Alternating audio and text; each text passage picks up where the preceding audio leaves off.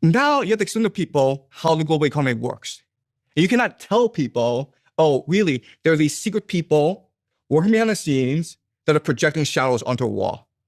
So what you do is you create multilateral organizations that pretend to control the global economy. And they are the World Bank, the United Nations, WTO. You make people believe that this is all being controlled impartially for our benefit. Now, you have to convince people that this system is legitimate, that when you're actually seeing the shadows on the wall, they're real. And that's why you need the media. That's why you need culture, such as Hollywood, movies, basically. And you need education, school system, okay? These are the people who are all prisoners, who have become leaders of the prisoners, and who are helping them understand the shadows on the wall. So am I in the media? Yes, you are. Am I? Yes. So what am I doing? Am I one of the people in the fire controlling the narrative? Is that what? Yes, yes. But I'm not owned by anybody. That's what you think. Oh, really? Yes. Who am I owned by? Ultimately, it's the people who control the fire that are in charge, right? So ultimately, it's these people, the second layer, Okay. the game masters, the financial elite that control everything. And the financial elite, again, are like the World Bank, you said. No. The financial elite are these private bankers.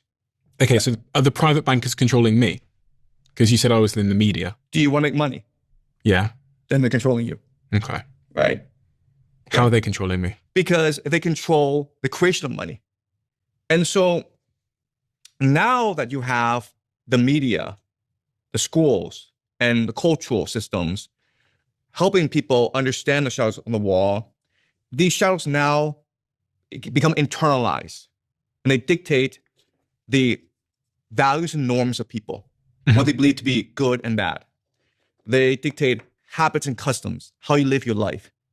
And they dictate the legal system, who's punished for what, okay? And this becomes the top edifice.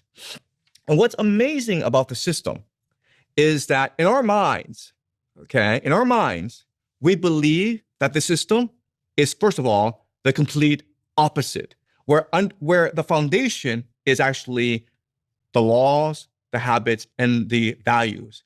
When in fact, in reality, these are just figments of our imagination, okay? That's point one.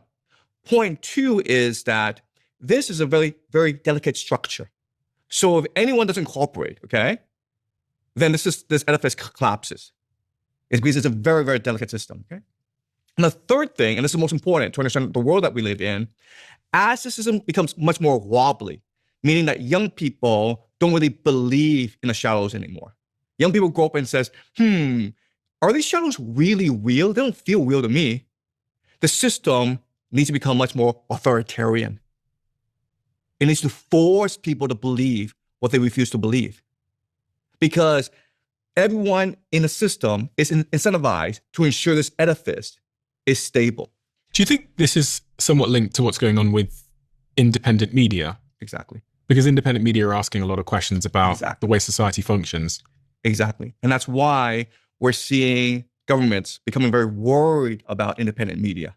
Because if you have people in the population saying, these shadows are fake, this creates a ripple effect. It causes people to start questioning the shadows on the wall. You can't have that. So that's why it's important to have censorship. That's why it's important to deplatform people. That's why you have woke politics, DEI, because it's an enforcement mechanism.